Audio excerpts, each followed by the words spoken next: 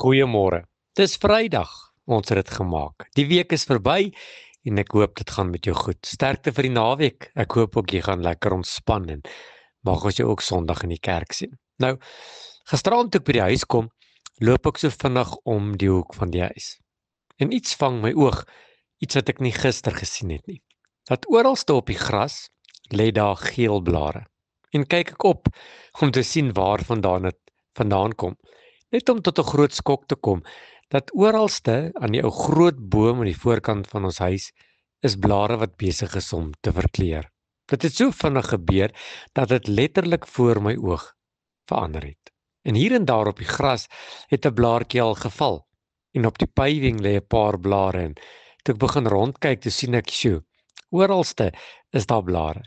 En dankie tog vir die baie reën wat geval het, want dit het die vergeelheid van die blare so bietjie minder gemaak. Maar ja, wat wil ek vanmôre vir jou sê?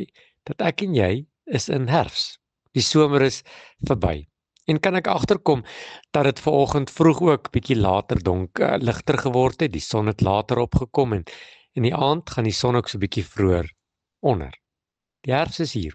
Die somer en die lekker tyd van kuier en van vleisbraai en buite wees is stadig maar seker besig om verby te gaan.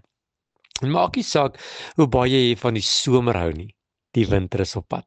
Die winter is daar en ek en jy kan niks daaraan doen nie. Maar ek leer iets moois uit hierdie natuur uit. Dit is herfs. Herfs berei jou voor vir die winter. Herfs is besig om vir jou te leer dat die somer is besig om klaar te maak en dat jy moet regmaak want die koue is op pad. En daar is niks wat jy daarin kan doen nie, maar net eenvoudig dit moet sit en uitwag totdat dit verby is en die seisoen weer verander. Wat wil ek vanmôre vir jou sê? Elkeen van ons hou van die somerdeel van die lewe. Daar waar dit met ons goed gaan, waar ons finansies goed is en ons gesondheid goed is en met ons kinders gesond aan en waar ons alles het wat ons nodig het en waar ons werklik waar die mooi van die lewe geniet. Maar ja, dit bly nie altyd so nie. Iewerste kom daar die winter. En net soos die winter onvermydelik is daar baie keer in ons lewe iets wat onvermydelik is. Iets wat gebeur wat ons lewens verander en ons in 'n winterposisie sit. Iets wat maak dat ons siek word of dat ons 'n geliefde verloor of dat iets slegs met ons gebeur. En voor ons weet, is ons in die winter van ons lewe. En vanmôre het ek gekom met so 'n bietjie 'n ernstige boodskap dat hoor mooi. Net soos ek en jy niks kan doen om die winter weg te vat nie. Ons kan dit nie wegvat nie want dit is deel van die lewe en is deel van die seisoen.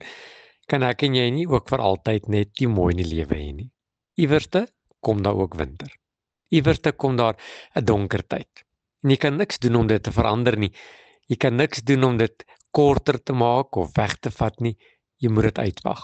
En ek weet, as jy soos ek is, dan is jy haastig om deur hierdie seisoen te kom. Haastig om dit oor en verby te kry, die baie planne om deur dit te kom.